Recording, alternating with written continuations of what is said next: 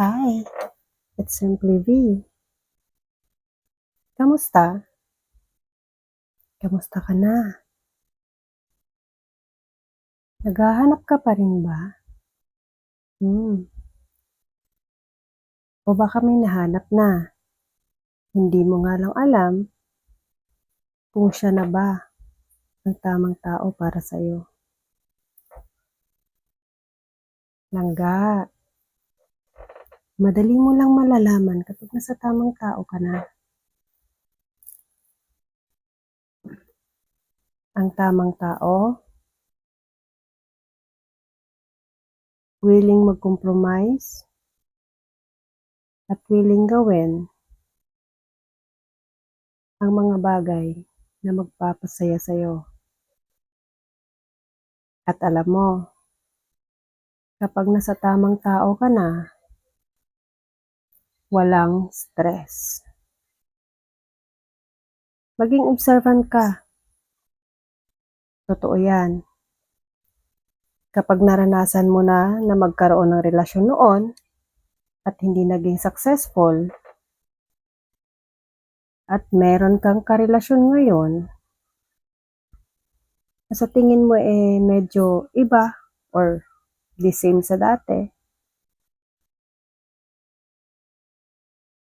langga, maging observant ka lang.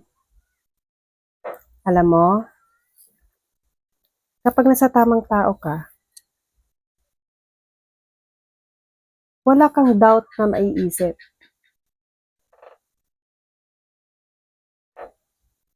Walang pag-aalinlangan. Walang stress. Alam mo yun, parang at peace ka. Pag-usap man kayo ng buong araw, hindi kayo nag-aaway. Especially kapag afam ang hinahanap mo. Malalaman mo kapag sa tamang afam ka. Kasi may tiwala ka dun.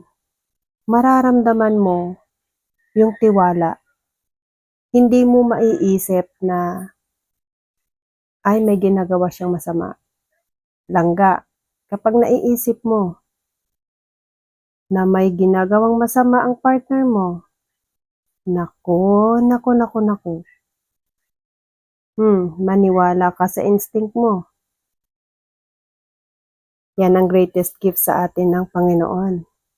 Instinct sa mga babae. Pero wag padalos-dalos ha. Hanapan mo muna ng ebidensya. Wag kang magduda lang. O wag mo siya kumprontahin. Kung nagdududa ka, humanap ka ng ebidensya bago mo siya kumprontahin.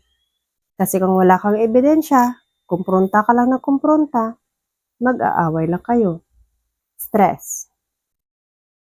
Pero sinasabi ko sa'yo langga, kapag nasa tamang tao ka, walang ganun. At ease ka. At peace ka lang. Relax. Alam mo kahit isang araw na hindi kayo mag-usap, hindi mo maiisip na may ginagawa siyang masama. Kasi nararamdaman mo sa sarili mo na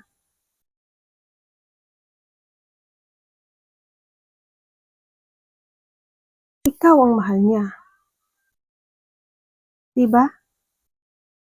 Alam mo yun, parang ano ka lang, chill. Totoo yun. Tanungin niyo pa sa mga successful ninyong mga kaibigan na nagkaroon na ng successful na relationship, especially long distance relationship. Yes, mga langga, kapag stress ka ngayon sa relationship mo, maaaring nasa maling tao ka. Mag-isip-isip ka. Gusto mo ba ng stress araw-araw? Kahit sabihin pa nating mahal mo yung tao na yan, hanggang kailan mo mamahalin? Mga langga, alagaan niyo rin ang sarili ninyo ha. Huwag ipilit. Kapag stress ka na sa isang relasyon, hindi yan ang tamang relasyon para sa'yo. Isipin mo, ang tamang tao, bibigyan ka ng katahimikan. Puro saya lang. Hindi naman perpektong puro saya. Kung meron mang hindi pagkakaintindihan, hindi yun magtatagal. At gagawa niyo pareho ng paraan kapag sa tamang tao ka. Mga langga, mag-isip-isip ha. Hindi porket, especially kapag nakakita ka ng afam, tsamba na. Hindi ganon. Kapag may naiisip ka ng mali, maniwala sa instinct. Huwag baliwalain. Mas maganda pag nasa tamang tao. Huwag magmadali. Mas masarap sa feeling kapag nasa tamang tao ka. Magtiwala lang. Mahahanap mo ang tamang tao para sa'yo sa tamang panahon. Hintayin mo at hingin mo kay Lord. Sabihin mo, Lord, ibigay mo naman sa akin ang tamang tao para walang stress. Mga langga,